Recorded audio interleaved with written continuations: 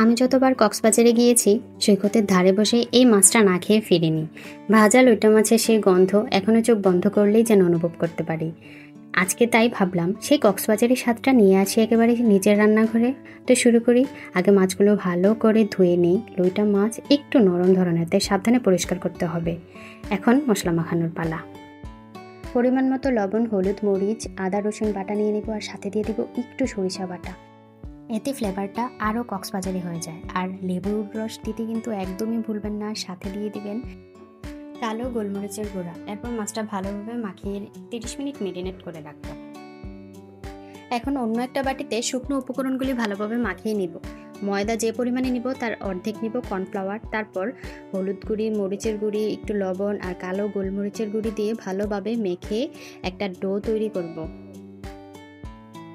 অল্প অল্প পানি দিয়ে আস্তে আস্তে করে ব্যাটারটা মেখে নিব। এখন সামান্য চালের গুঁড়াও দিয়ে দিব, যেন ব্যাটারটা ভাজার পর একটু ক্রিস্পি হয়। ব্যাটারটা খুব ভালোভাবে আলতো করে মিক্স করতে হবে এবং আঙ্গুল চুবিয়ে দেখতে হবে যেন ব্যাটারটা এরকম হয়।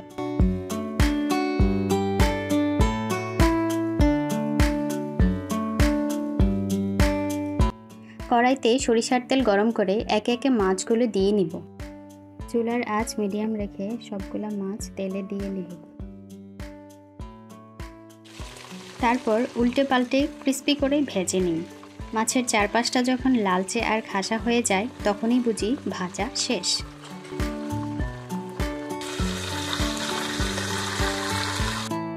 ওই একই রকম করেই ব্যাটারে চুবিয়ে বাকি সবগুলি মাছ আমি একে একে করে ভেজে রাখবো। বাইরে যখন এই মাছ ফ্রাই খেতে যেতাম তখন এত অল্প পরিমাণে দিত যে আমার একা খেয়ে পোষাতো না, তাই বাসায় বানিয়ে নিলেই ভালো হয়। এই তো আমার ভাজা কিন্তু শেষ।